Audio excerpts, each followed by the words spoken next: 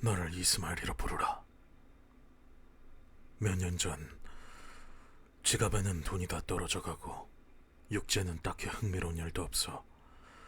나는 배를 타고 나가서 세상의 바다를 둘러봐야겠다고 생각했다.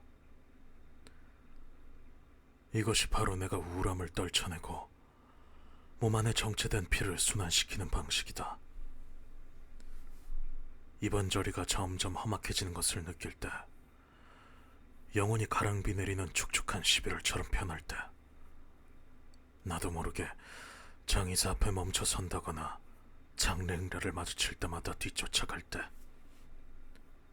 특히 우울함에 사로잡혀 거리로 뛰쳐나가 사람들이 쓴 모자를 일부러 툭툭 쳐서 떨어뜨리고 싶은 마음을 억누르기 위해 엄청난 도덕심을 발휘해야 할 때,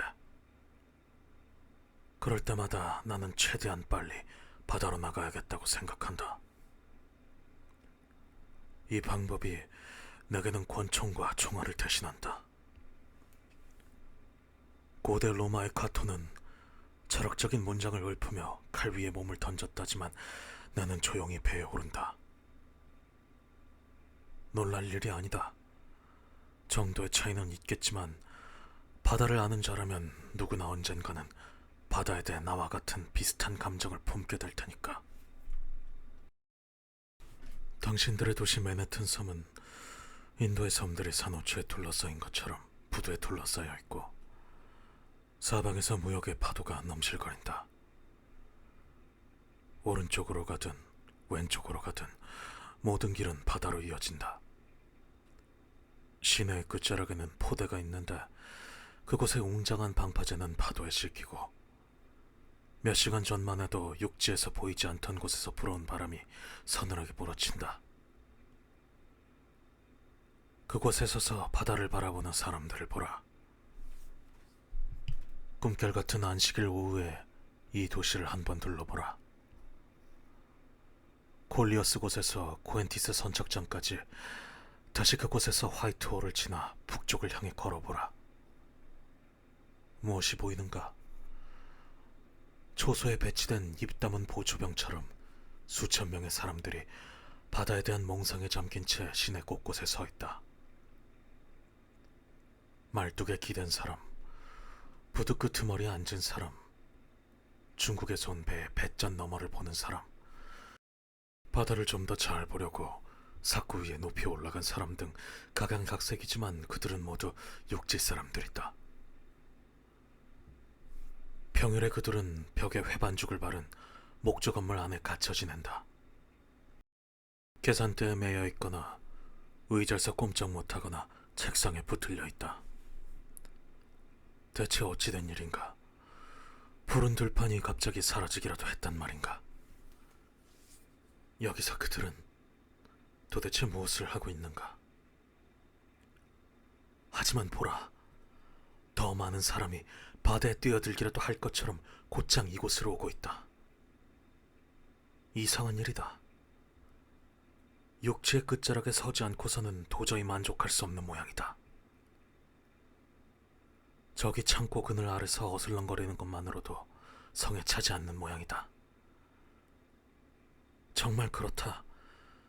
그들은 물에 빠지기 직전까지 바다에 가까이 가려 한다. 그런 사람들이 저 멀리까지 줄을 서 있다. 육지 사람들은 모두 좁은 길과 골목, 거리 등 사방에서 나타나 여기로 와서 한 무리가 된다. 혹시 저기 늘어선 배들에 달린 나침반 차력이 그들을 여기까지 끌어와 당긴 것일까? 조금 더 생각해보자. 당신이 시골, 이를테면 호수가 여럿 있는 어느 고지대에 있다고 하자. 내키는 대로 어느 길을 따라가든 10중 8구 당신은 계곡으로 내려가 겨울가 웅덩이에 이를 것이다. 물에는 마력이 있다. 얼빠진 사람을 몽상에 푹 잠기게 한 다음 일으켜 세워서 발 닿는 대로 가게 해보라. 그러면 그는 틀림없이 그 지역의 물가로 갈 것이다. 미국의 거대한 사막을 여행하다가 목이 마를 때, 일행 중에 형이상학 교수가 있다면 이 실험을 한번 해보라.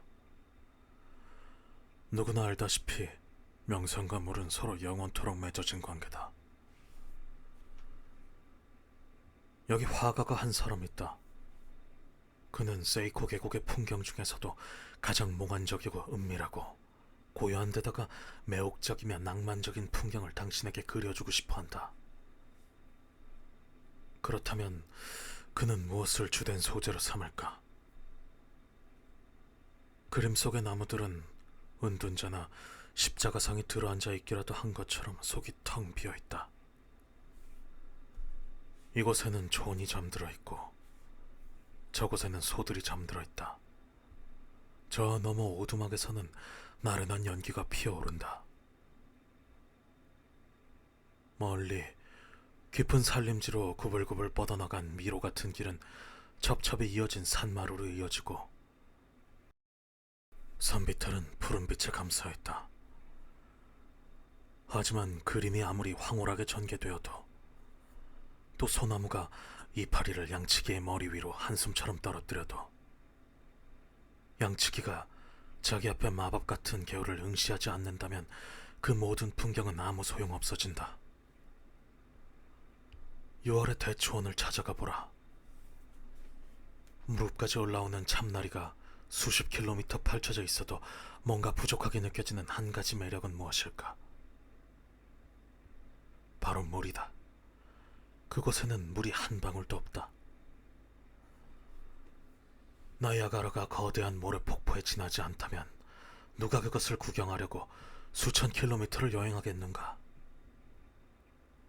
테네시주의 가난한 시인이 갑자기 은화 두 줌이 생겼을 때 그것을 몹시 필요한 외투를 사는 데 쓸지 아니면 로커웨이 해안으로 가는 도보 여행의 자금으로 쓸지 깊이 고민하게 되는 이유가 무엇인가?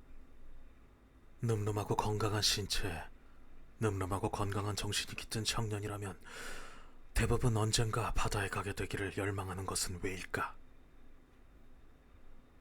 처음 승선해서 배가 이제 육지가 보이지 않는 먼 바다로 나왔다는 말을 들을 때 알 수 없는 떨림을 느끼는 이유는 무엇인가? 고대 페르시아인들은 왜 바다를 신성시했을까? 그리스인들은 왜 바다의 신을 따로 모시고 그를 제우스의 형제로 삼았을까? 당연히 이 모든 것에는 의미가 있다. 샘물에 비친 자신의 모습을 붙잡지 못해 괴로워하다가 물에 뛰어들어 빠져 죽은 나르키소스의 이야기는 의미가 더욱 깊다. 하지만 우리는 이와 같은 모습을 모든 강과 바다에서 본다. 그것은 붙잡을 수 없는 삶의 환영이고 모든 것의 핵심이다. 눈가가 침침하고 가슴이 답답해지는 걸 느낄 때마다 나는 바다로 나가는 버릇이 있다고 말했는데 승객으로 바다에 가겠다는 뜻은 아니다. 배 승객이 되려면 지갑이 필요한데 지갑이란 그 안에 뭔가 들어있지 않으면 넉마에 불과하다. 게다가 승객은 뱃멀미를 하고 걸핏하면 싸우려 들고 밤에 잠을 설치는 등 대체로 항해를 즐기지 못한다. 그렇다. 나는 승객으로는 절대 배를 타지 않을 것이다. 내가 경험 많은 선원이기는 해도 제독이나 선장, 주방장 등으로 배에 타는 일도 없을 것이다.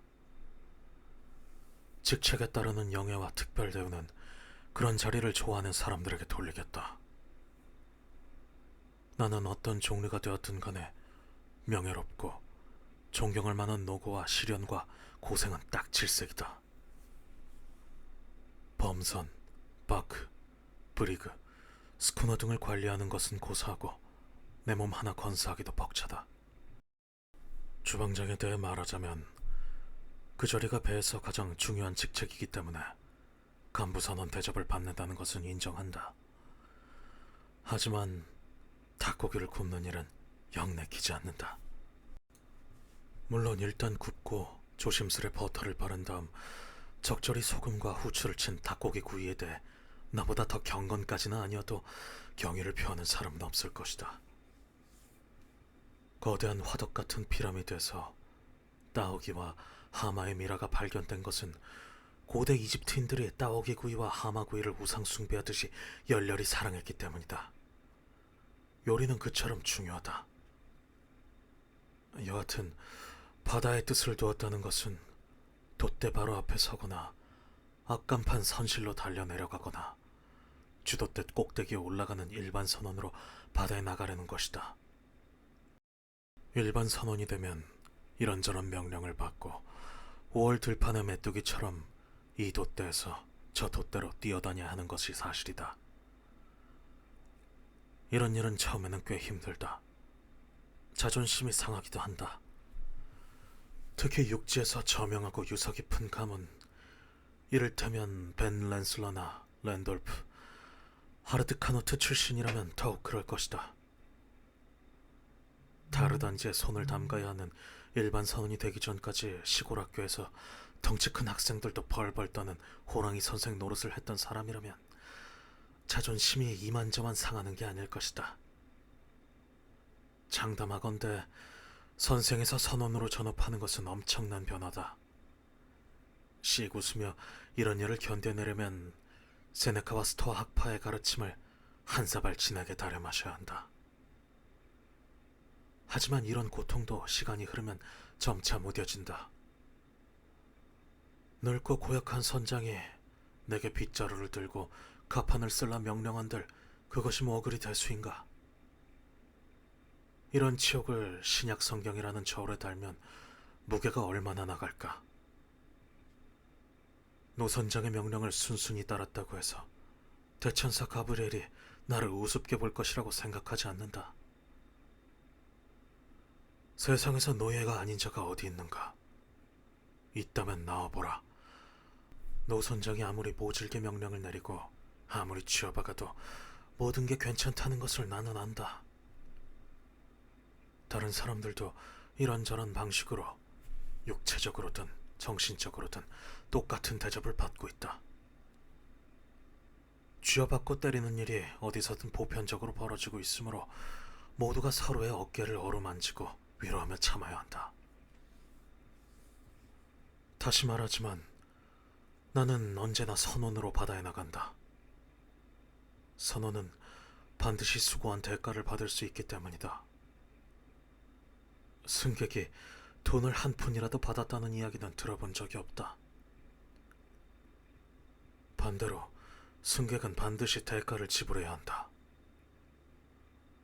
돈을 내는 것과 돈을 버는 것은 하늘과 땅 차이다.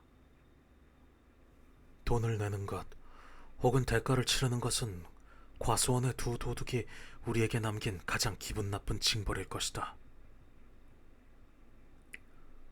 하지만 돈 버는 것을 비교할 수 있을까? 돈은 모든 만악의 근원이며 어떤 이유로든 부자는 천국에 들어가지 못한다는 우리의 거룩한 믿음을 고려한다면 인간이 품위 있는 활동으로 돈을 번다는 것은 정말 경이로운 일이다. 기꺼이 돈을 벌고 있지만 실은 그것이 지옥으로 가는 길이라니.